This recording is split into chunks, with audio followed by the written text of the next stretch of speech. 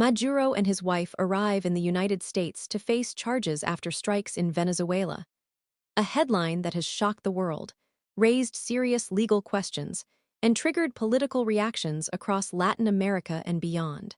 In a dramatic and unprecedented development, Venezuelan President Nicolás Maduro and his wife Cilia Flores have reportedly arrived in the United States to face criminal charges following a series of international investigations linked to military actions and alleged human rights violations in Venezuela.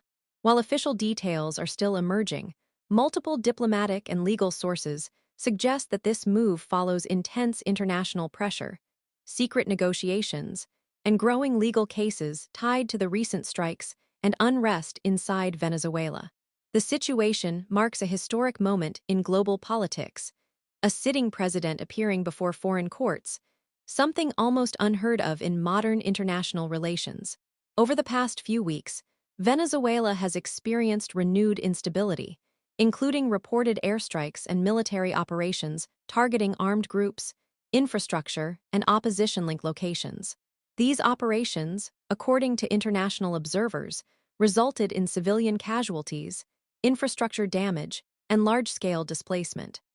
Human rights organizations accused the Venezuelan government of using excessive force and violating international humanitarian law. At the same time, U.S. and international prosecutors were reportedly building cases related not only to human rights violations, but also to corruption, narcotics trafficking, and abuse of state power. Maduro has long been accused by the U.S. government of being connected to drug trafficking networks, allegations he has always denied, calling them politically motivated. Cilia Flores, his wife and a powerful political figure herself, has also faced accusations in the past regarding corruption and misuse of power. What changed this time is the scale of international pressure and the legal coordination between several countries. Sources indicate that after the latest violence, new evidence and testimonies were presented to international courts and U.S. prosecutors. This reportedly strengthened existing cases to a point where formal legal action became unavoidable. Behind the scenes, intense diplomatic negotiations followed. Some reports suggest that Maduro agreed to travel to the U.S. voluntarily under specific legal guarantees, possibly to avoid international arrest warrants, sanctions escalation, or a forced removal through international legal mechanisms. Others suggest the move was part of a negotiated deal involving future political arrangements in Venezuela. No matter how it happened, the fact that Maduro and Flores are now physically present in the United States to face legal proceedings is extraordinary. They are reportedly being held under strict legal supervision while their cases proceed. U.S. officials have not released full details of the charges yet, but legal analysts believe the case includes several key components. First, alleged violations of international human rights law related to military actions inside Venezuela. Second, long-standing U.S. indictments accusing Maduro of leading or enabling narcotics trafficking organizations. Third, corruption, money laundering, and misuse of state funds. Together, these charges could expose Maduro and Flores to severe legal consequences, including lengthy prison sentences if convicted. The Venezuelan government has issued strong statements rejecting the legitimacy of the U.S. courts and calling the entire process an act of judicial imperialism. Supporters of Maduro claim that this is a politically motivated attempt to overthrow a sovereign government through legal warfare. Opposition groups inside Venezuela, however, are celebrating the development. They say this is long overdue accountability for years of economic collapse, repression, and suffering. Venezuela has endured hyperinflation. International reactions have been mixed. The United States has framed the case as a matter of law and justice, not politics.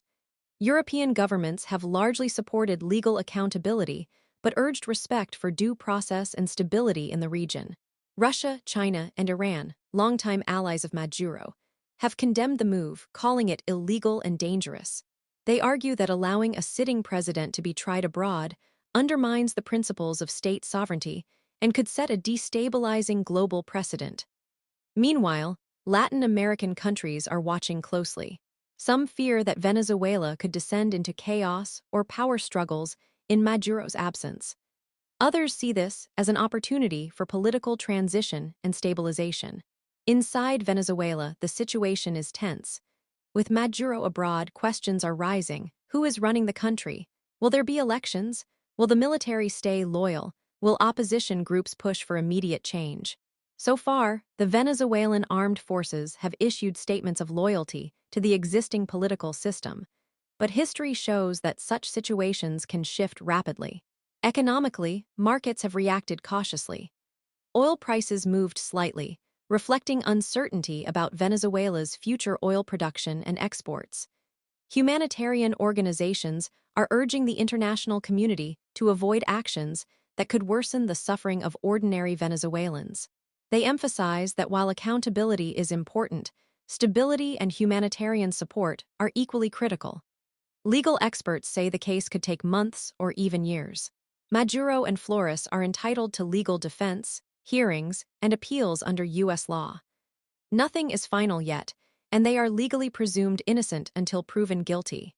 However, regardless of the final verdict, the political damage is already immense.